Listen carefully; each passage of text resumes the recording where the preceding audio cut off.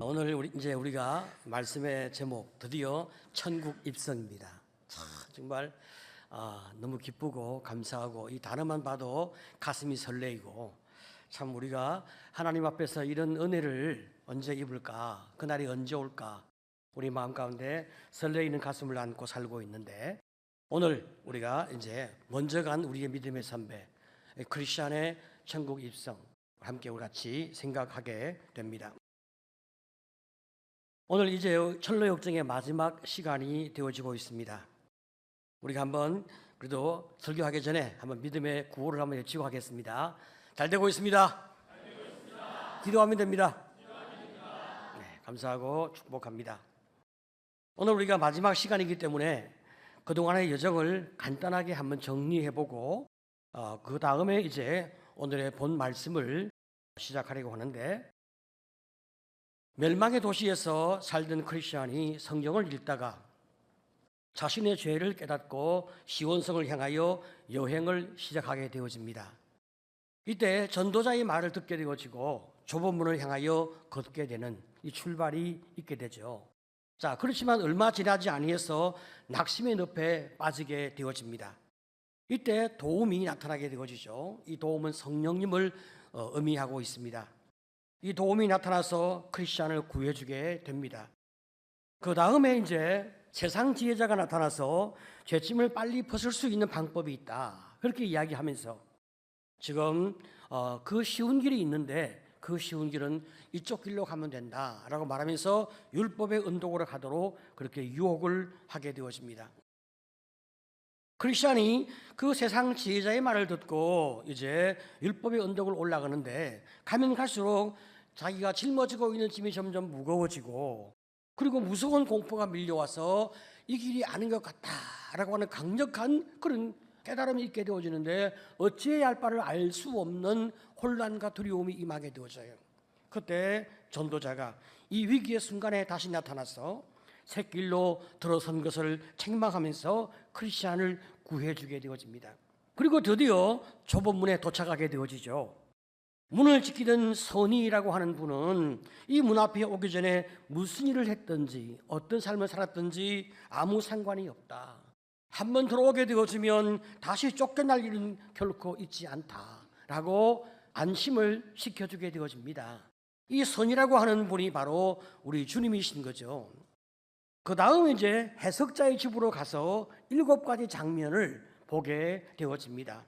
그리고 어떻게 신앙생활을 하게 되어지며 신앙의 중요한 포인트가 무엇인지 깨닫는 지혜를 얻게 되어집니다. 이 해석자가 성령을 가르치고 있습니다. 드디어 우리 크리스천이 십자가 아래에서 모든 죄짐을 다 벗는 축복의 시간이 오게 되어집니다. 천사가 나타나서 아름다운 옷을 입혀주었고 이마에 인을 찍어주었고, 그리고 천국 통행권 같은 두루마리 말씀을 그에게 주었습니다. 그 다음 이제 고생산을 올라가게 되어지는데, 중간에 정자에 잠깐 쉬다가 그만 그 귀한 두루마리 말씀을 놓치게 되어지죠. 한밤중에 갑자기 깨어나서 고생산으로 뛰어 올라갔지만 결국은 두루마리가 없는 것을 확인하게 되어지고 다시 그 두루마리를 찾기 위하여 산 아래로 내려오는 고생을 해야만 했습니다. 그리고 이제 힘들게 아름다운 궁전에 도착하게 되어지는데, 그 앞에 커다란 사자 2마리가 어르렁거리며 그 문으로 갈 수 없게끔 위협을 하는 것입니다.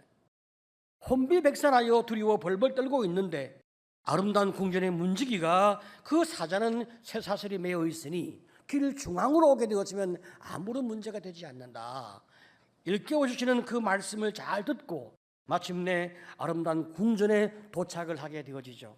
이 아름다운 궁전은 교회를 상징하게 되어집니다. 이 궁전 안에서 신중과 분별, 경건과 자선이라고 하는 아름다운 여성을 만나서 그리스도 안에서 아름다운 교제를 나누며, 그리고 깊이 안식하고 쉬며, 그 다음 날 서재에서 신앙의 선배들의 이야기를 듣게 되어지고, 무기고에서 드디어 전신갑주로 무장하는 그런 은혜를 입게 되어지죠. 그 다음에 이제 겸손의 골짜기에서 그 유명한 사탄 아볼론과 이제 강렬한 전쟁을 벌이게 되어집니다. 아주 결정적 순간에 칼을 놓쳐서 죽음의 위기 앞에 서게 되었는데 하나님이 강력하게 도와주셔서 마침내 승리하는 은혜를 입게 되어집니다. 이때 크리스찬은 하나님의 은혜를 의지하는 겸손함을 깊이 배우게 되었습니다. 그 다음 사망의 물침한 골짜기에서 깊은 영적 침체를 경험하게 되어지지만 모든 기도라고 하는 신무기를 동원하여 하나님을 의지함으로 거기를 잘 빠져나오는 축복을 받게 되어집니다. 그 다음 믿음 청년을 만나서 허망시장에 도착하게 되어집니다. 세상의 모든 것들을 판매하는 그 허망시장에서 두 사람은 오직 진리를 구할 뿐이었어요. 그런데 허망시장 사람들이 자기들이 판매하는 그 수많은 좋은 것들을 이 두 사람이 관심 두지 아니하고 오직 진리만을 구하기 때문에 분노와 배신감을 가지고 마침내 그들을 모함하고 그리고 법원에서 믿음 청년이 순교가 되어지는 선포를 받게 되죠. 믿음 청년이 자신의 믿음을 지키며 끝까지 아름답고 고결하게 순교하는 그 진실한 모습 앞에 감동을 받은 한 사람이 자신의 이름을 소망이라 고치고 크리스찬과 함께 여행길에 동반하게 되어지죠. 이때부터 소망과 크리스찬이 그 시온성 천국에 들어갈 때까지 함께 동행하는 은혜를 누리게 됩니다. 그 다음 두 마음을 만나게 되어지죠. 두 마음은 하나님과 세상 사이를 왔다 갔다 하면서 마음을 잡지 못하는 이 사람이었는데 얼마나 그 인생이 혼란스럽고 얼마나 그 삶이 참 헷갈리겠습니까? 자, 그런데 그뿐 아니라 신앙을 버린 데마가 순례자들을 은광으로 유혹하는 유혹을 통해서 수많은 순례자를 죽게 만드는 악을 범하고 있는 거죠. 하지만 두 사람은 유혹을 뿌리치고 믿음의 길을 계속 걷게 되어집니다.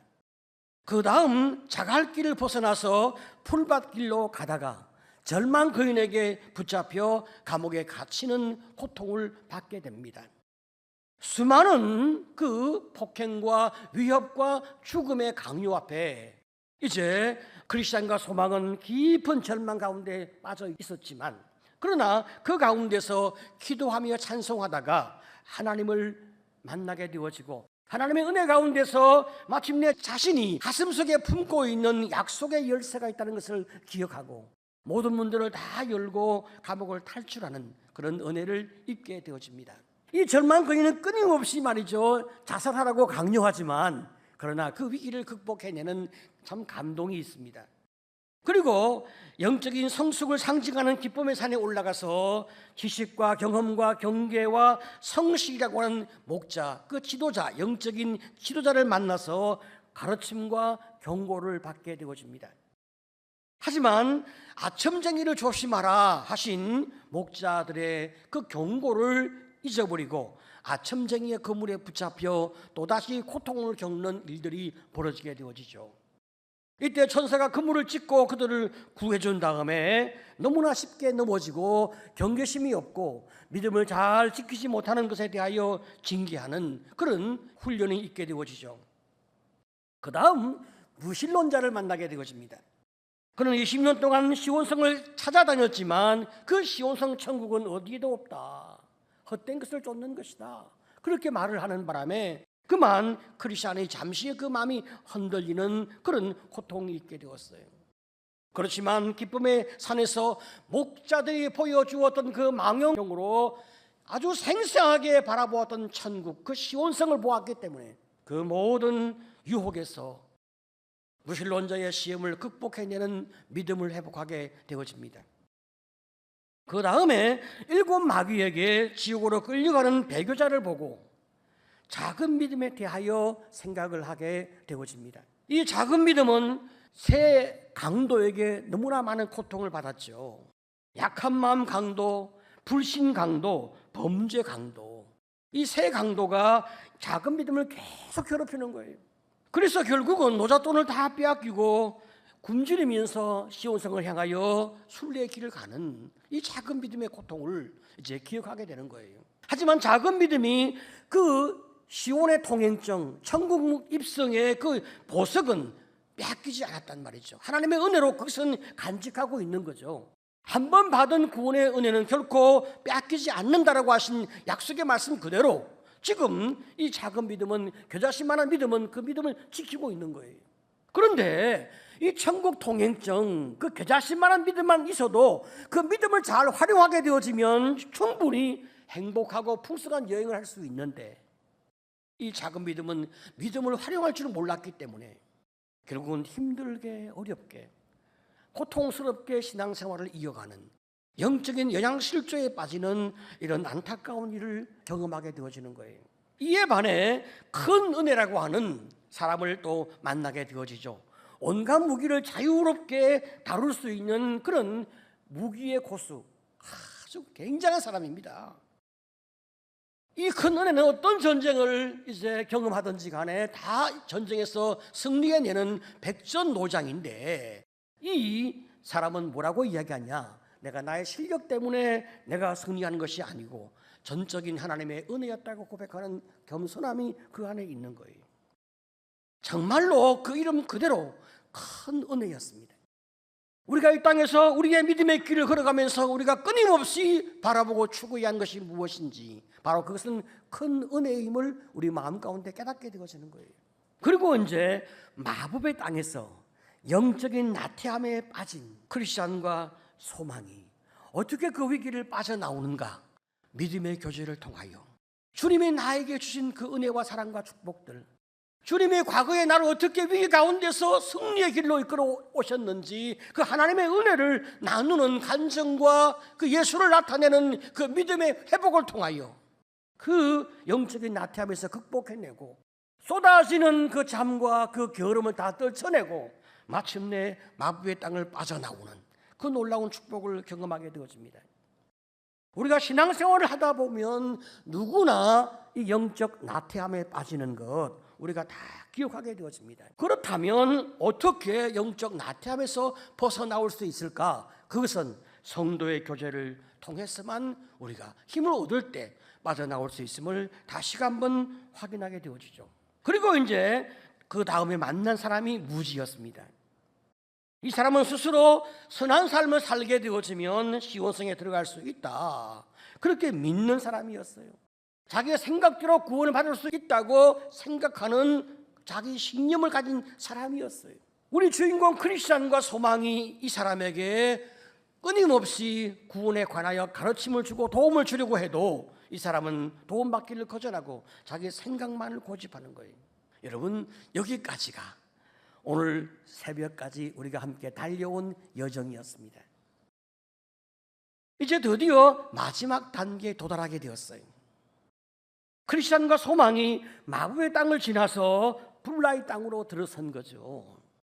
이 불라의 땅은 천국과 너무 가까운 곳이기 때문에 그곳은 공기부터가 달랐어요. 부드럽고 상쾌하고 길도 편안하고 먹을 것도 너무나 풍성한 거예요. 온갖 꽃들이 아름답게 피어있고 따뜻한 햇볕이 환하게 비치는 곳, 그곳에 있는 모든 주민들은 얼굴이 행복해지고 시온성과 너무나 맞닿은 곳이기 때문에 천사들도 지나다니는 그런 감동적인 장면들을 보게 되어지는 거예요. 크리스찬과 소망은 활짝 열려있는 정원으로 들어가게 되어집니다. 그곳에 너무나 잘 익은 포도가 주렁주렁 달려있는 포도원을 보게 되어집니다. 거기에서 이제 하나님이 순례자를 위해 준비하신 만찬의 자리가 그곳에 있기 때문에 마음껏 먹고 마음껏 기뻐하고 마음껏 회복하라, 그렇게 하나님이 축복하신 것이었어요. 크리스천과 소망은 포도를 마음껏 먹고 잠시 쉬고 잠을 청한 이후에 다시 힘을 내어서 시온성으로 올라가기 시작합니다. 그리고 마지막 관문, 죽음의 강을 만나게 됩니다. 여러분, 우리가 이 땅에서 죽어야 천국에 갈 수 있지 않겠습니까? 시온성에 가기 위해서 죽음의 강을 반드시 건너야 하는 것입니다. 우리가 천국에 가기 위해서는 우리 육신이 죽어야 우리 영혼의 천국에 들어가는 거예요. 예수를 믿고 우리가 살아있는 이 상태로 천국에 들어가려고 하면 우리 주님이 재림해야만 가능하죠. 그때 우리가 우리의 산육체를 가지고 주님의 나라에 들어가게 되어집니다. 자, 그렇지만 예수님 재림하지 아니하셨는데 육신을 가진 채 육신의 생명을 가진 그대로 천국에 들어간 사람이 있죠. 우리 성경은 엘리야와 에녹 두 사람을 말씀하고 있습니다. 그 외에는 다 이 땅에서 우리 육신의 생명이 죽어야 이제 우리가 천국에 들어가게 되어지는 거죠. 그래서 크리스천과 소망이 죽음의 강에 이제 결심하고 뛰어들게 됩니다. 그런데 들어가자마자 크리스천은 물속 깊이 빠져들게 되는 거예요. 너무나 당황하고 정신이 없었습니다. 아무래도 죽음이 자기를 덮쳐서 시온성에 들어가지 못할 것 같은 무서움과 공포가 확 밀려왔기 때문에 그는 울부짖게 되었어요. 크리스천은 죽음 앞에서 그 한순간 자신이 지금까지 지었던 모든 죄가 쫙 지나가는 거예요. 내가 좀 더 잘 살았더라면, 내가 좀 더 참으로 하나님의 은혜 가운데서 내가 죄를 범하지 않고 살아왔더라면, 내가 죽음의 강에서 주님이 더 빨리 나를 건져 주었을 텐데, 참으로 과거를 생각할 때 너무나 후회하는 마음이 그 안에 가득해졌어요. 그런데 소망은 포기하지 아니하고 계속 크리스천을 격려하고 설득하는 거예요.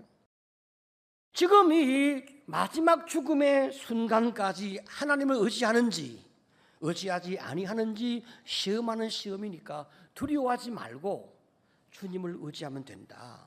예수님이 우리를 온전히 구원하시는 한 과정으로 지금 우리가 죽음을 맞이하는 것이 아니냐, 그렇게 소망이 크리스천을 위로하고 있어요. 바로 그 순간에 크리스천의 마음에 하나님의 말씀이 딱 떠오르기 시작하는 거예요. 이사야 43장 2절 우리 같이 한번 읽어보겠습니다. 시작. 내가 물 가운데로 지날 때 내가 너와 함께 할 것이라. 강을 건널 때 물이 너를 침몰하지 못할 것이며 내가 불 가운데로 지날 때 타지도 아니할 것이요 불꽃이 너를 사르지도 못하리니. 그렇습니다. 갑자기 이 말씀이 생각이 나면서 나의 주님이 나를 물 가운데서 건져 주실 거다라고 하는 확신이 딱 드는 순간에 크리스천은 자신의 모든 것을 다 주님께 맡길 수 있는 깊은 평안을 회복하게 되었습니다. 여러분, 우리가 믿음을 가지고 있어도 이 땅에서 우리가 눈을 감는 그 순간에 우리 마음에 순간 두려움이 밀려오게 되어지는 거예요. 그 두려움을 얼마나 짧게 통과할 수 있냐, 그것은 그 사람의 믿음의 성숙이거든요. 죽음의 강에서 크리스천이 그 과정을 잘 통과해내는 거예요. 이제 크리스천은 믿음으로 죽음을 넘어서게 되었습니다. 그 이후에 크리스천과 소망은 죽음의 강을 건너서서 썩어 없어질 육신의 옷이 강물에 떠내려가는 것을 쳐다보게 되는 거죠. 이것은 두 순례자가 죽음을 넘어서 천국에 입성했음을 이제 의미하고 있는 거죠. 다시 말하면 육신은 죽었다는 거죠. 이제 영혼이 천국에 들어가는 거예요. 죽음의 강을 건너자마자 천사와 수많은 하늘나라 백성들이 마중을 나와서 큰 소리로 외쳤습니다. 요한계시록 19장 9절 어린 양의 혼인잔치에 청함을 받은 자들은 복이 있도다. 천군 천사들이 확 찬양을 하는 거예요. 천국의 오케스트라에 웅장한 음악이 연주되어지고 수많은 사람이 귀한 손님을 호위하듯 둘러서서 시온 성문으로 그들을 인도하고 있는 거예요. 마치 하늘 전체가 크리스천과 소망을 반가이 맞이하는 그런 감동과 웅장함과 감격의 그런 분위기가 연출되는 깊은 은혜가 있게 되었습니다. 천사들은 이제 두 사람이 그동안 애쓴 모든 수고를 위로하고 그 모든 슬픔의 대가로 기쁨을 누릴 것이다, 그렇게 축복해 주었어요. 또 그동안 뿌린 대로 거둘 것인데 너무나 많은 기도의 눈물을 흘렸고 왕을 위해서, 하나님을 위해서 당한 모든 고난의 그 수고를 하나님의 열매로 보상하시며 축복하실 것이다, 그렇게 말을 해주게 되어집니다. 뿐만 아니라 건멸유한을 쓰고 걸어가신 하나님과 함께 영원히 즐거워하는 은혜의 자리에 있게 되어질 것이다. 두 사람이 드디어 시온 성문 앞에 딱 섰습니다. 그리고 시온 성문을 딱 놓고 하니까 에녹과 모세, 엘리야가 문 앞에 나타났어요. 우리 주인공 크리스천과 소망이 정서를 다 내밉니다. 그때 천국의 문이 쫙 열리는 거예요. 두 사람이 문에서 들어가는 그 순간, 천국으로 입성하는 그 순간, 한순간에, 순식간에 완전히 달라지는 거예요. 금빛 찬란한 옷을 입고 나 자신이 내가 봐도 너무 놀랍고 신비로운 존재로 내가 확 변해 있는 자신을 보게 되었습니다. 바로 그 순간 모든 천국의 종들이 일제히 땡그락 울리면서 환호하고 어디선가 내 주인의 즐거움에 참여할지어다 음성이 들려지게 되어져요. 그리스도인과 소망도 큰 소리로 노래하였습니다. 요한계시록 5장 13절에 보좌에 앉으신 이와 어린 양에게 찬송과 존귀와 영광과 권능을 세세토록 돌릴지어다. 힘을 다하여 외치는 거예요. 시온성 안에 멸류관을 쓰고 종려나무 가지를 들고 하프에 맞추어서 찬양을 부르는 수많은 사람이 금이 덮인 길을 거닐고 있었습니다. 날개 달린 천사도 쉴 새 없이 걸어가신 하나님을 찬양하였습니다. 그런데 크리스찬과 소망이 시온성 천국에서 이렇게 환대를 받고 있는 바로 그때 무지도 죽음의 강에 도착하게 되었어요. 그런데 무지는 크리스찬과 소망과는 달리 아주 쉽게 강을 건넜습니다. 그 이유는 헛된 소망이라고 하는 뱃사공이 무지를 배에 태워서 건네주었던 거예요. 여러분, 존 번연이 여기서 또 아주 놀라운 통찰력을 우리에게 제공해 주고 있어요.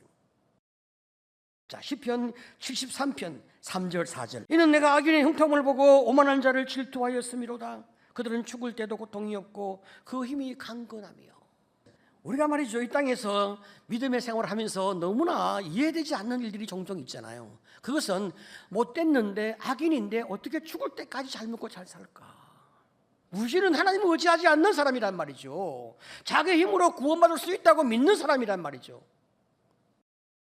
그렇게 늘 자신만만하고 당당해 보이는 그 사람, 죽을 때도 고통이 없이 죽었어요. 그런데 과연 이 사람은 천국에서 어떤 영광을 누릴까?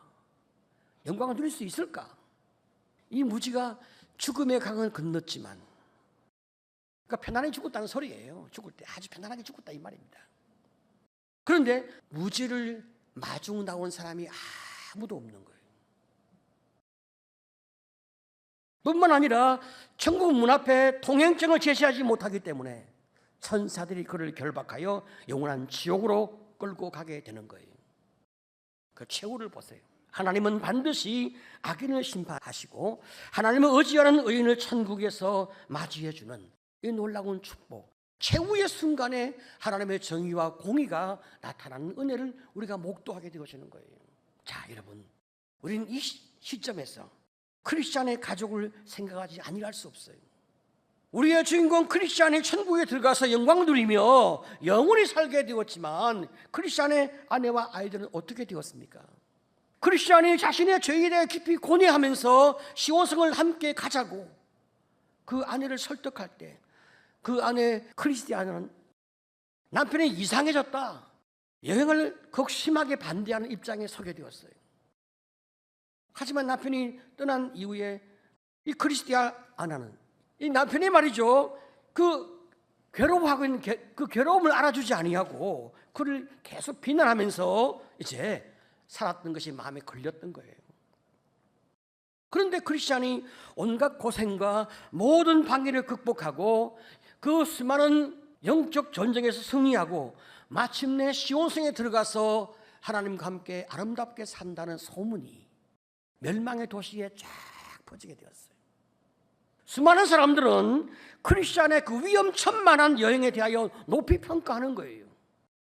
왜냐하면 그가 살고 있는 곳이 너무나 아름다운 곳으로 이미 소문을 듣고 있기 때문에 한편 부럽고 한편 그 참 굉장히 좋아 보이는 거죠. 지금 크리스찬이 흰옷을 입고 금목걸이와 진주가 박힌 금관을 쓰고 산다니 소문이 쫙 들리니까 너무나 부러운 마음이 그들 마음 가운데 가득했어요. 천사들과 친구가 되고 의리한 궁전의 집에 살면서 하나님과 함께 먹고 마시고 교제하며 온 땅의 재판장이신 하나님의 총애를 받고 있다 하는 소문을 듣게 되어지니까 많은 사람이 이 크리스찬의 영광에 관심이 있게 되어지는 거예요. 그렇지만 막상 크리스찬처럼 시원성을 향하여 가는 그 고난이란 모험은 엄두를 내지를 못하고 있는 거예요. 그런데 그 나라의 왕자이신 예수님께서 크리스찬을 너무 사랑하셨어요. 그가 받은 순례 과정에서 겪은 모든 모욕을 마치 자신이 받은 것처럼 마음 아파하신다는 거예요. 그래서 크리스찬을 조롱했던 사람들을 찾아오셔서 얼마나 조롱하고 얼마나 많은 악을 범했는지 진상 파악을 할 것이다. 또 이 소문도 쫙 퍼지게 되었어요. 여러분, 우리 주님이 재림하시게 되어지면 모든 만물을 심판할 때 성도를 괴롭히고 조롱하고 모욕했던 모든 죄인들을 철저하게 진상조사를 하여 반드시 심판하실 것이란 말이죠. 참 얼마나 또 우리가 위로가 되어집니까? 이 모든 과정을 다 겪은 다음에 크리스찬의 아내 크리스티아나는 그 마음이 달라지기 시작했어요.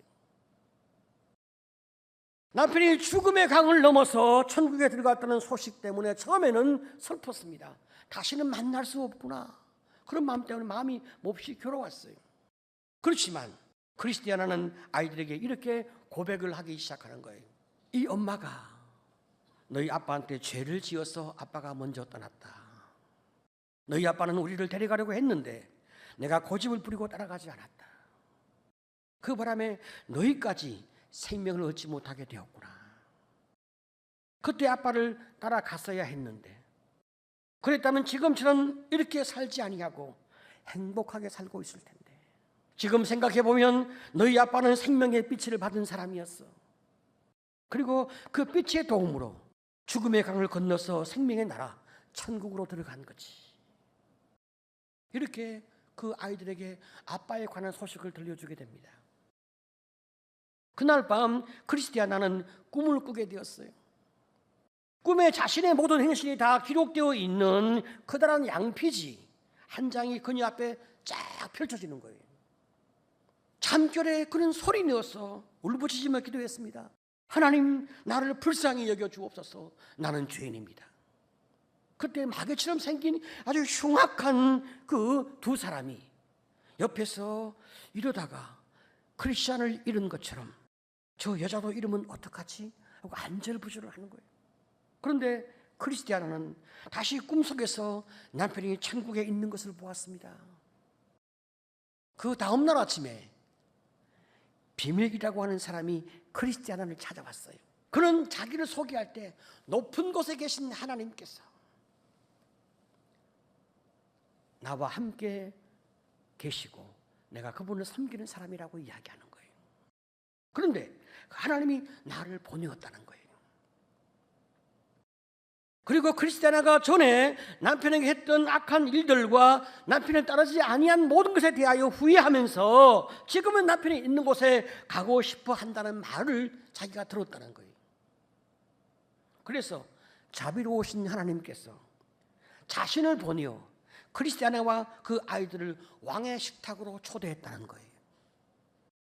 그리고 남편이 크리스티아나와 그 아이를 초대하는 금으로 쓴 편지를 함께 동봉해 주었다는 거죠. 편지를 다 주는 거예요. 금으로 편지를 썼어. 여러분, 이게 다 이 상징입니다. 그만큼 너무나 좋은 곳이라는 거예요. 천국은 말로 나갈 수 없다는 거예요. 크리스찬의 아내 크리스티아나는 너무 감동하여 아이들과 함께 남편이 갔던 길을 걷게 되어지는 이야기가 이제 철로 역정의 2부인 거예요.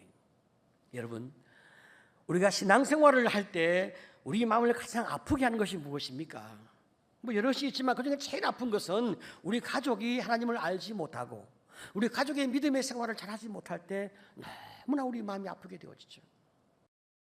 그래서 어떨 때는 말이죠, 가족을 전도하기 위해서 가족의 그 수준에 내가 맞추려고 할 때가 있어요. 그래서 가족이 주일날 놀러 가자 그렇게 말하면 그 가족을 주님께 이끌기 위해서 예배를 드리지 아니하고 가족과 함께 놀러 가는 일도 우리는 희생하게 되어집니다. 그런데 우리가 이런 식으로 가족을 위해 희생하는 것이 가족의 복음화에 도움이 되냐? 도움이 안 되는 거예요. 감동을 못 줘요. 그리고 내 신앙에도 도움이 안 됩니다. 오히려 우리가 담대하게 믿음의 생활을 하면서 우리의 가족을 존중하고 그리고 내가 할 수 있는 한 인격적인 관계를 만들어 나가면서 그들을 이해하려고 내가 애를 쓸 때 가족이 내 신앙을 인정하게 되어집니다. 그리고 하나님이 은혜를 주시는 그때에 참으로 저들이 예수를 만나는 은혜가 있기를 원하는 마음으로 내가 그 과정에서 내가 해야 할 역할을 최선을 다해 하는 거예요. 믿음의 길과 믿음의 방식에 대해서는 내가 별로 그렇게 타협하지 않지만 그 외 모든 영역에 있어서는 인격적인 측면에서 내가 희생하고 감당하고 섬기는 사랑을 베푼단 말이죠.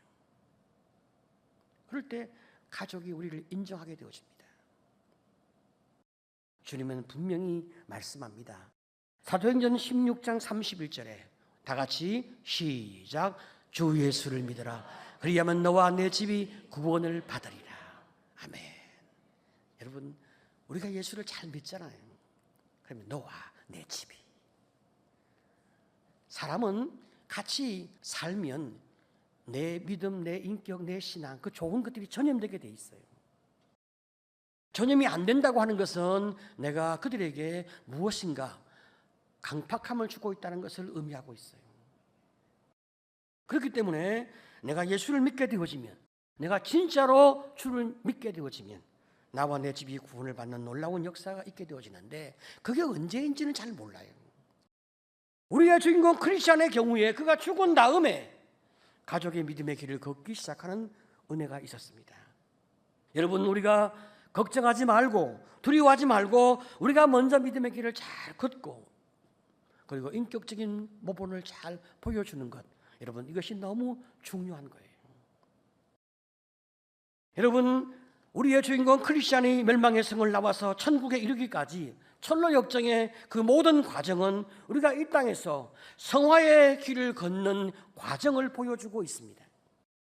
처음에 우리가 예수를 믿고 난 다음에 주님의 나라에 갈 때까지 우리의 신앙 여정이 어떤 길을 걸어가야 되는가, 그것을 압축적으로 보여주고 있는 거예요. 그 과정에서 때때로 실수하기도 하고 사탄의 공격을 받기도 하고 주변 사람을 통하여 시험을 받기도 합니다. 그런데 그 모든 어려움 가운데서 언제나 하나님의 도우심과 은혜가 있었습니다. 고난이 있었지만 내가 주님을 의지하게 되어지면 그 순간에 하나님이 은혜를 주셔서 우리를 위기에서 건져주시고 그 모든 과정에서 교훈과 축복과 깨달음과 성숙이 있도록 우리를 이끌어 가시는 축복이 있게 되었습니다.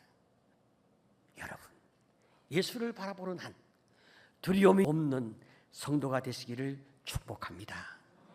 아멘. 이것은 진실이고 이건 사실입니다. 예수를 바라보기만 하면 인생의 길에서 반드시 우리가 승리할 수 있고 그리고 형통할 수 있고 위기를 극복해낼 수 있고 그 위기가 오히려 나중에 나에게 축복의 기회가 된다는 것을 분명히 아는 은혜가 있게 되어지는 것입니다.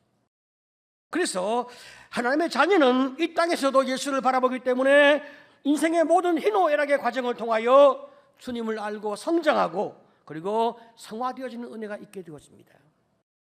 이것이 성도의 축복입니다. 그리고 마침내 영광의 천국에서 예수 그리스도와 함께 영원히 살아가는, 그리고 주님의 사랑과 위로와 축복과 그 은혜가 함께 있는 그런 감동스러운 길을 걷게 되어지는 거예요. 그래서 우리는 우리 안에서 터져나오는 감격을 가지고 이런 고백을 하게 되어지는 거예요. 로마서 8장 18절 다 같이 시작.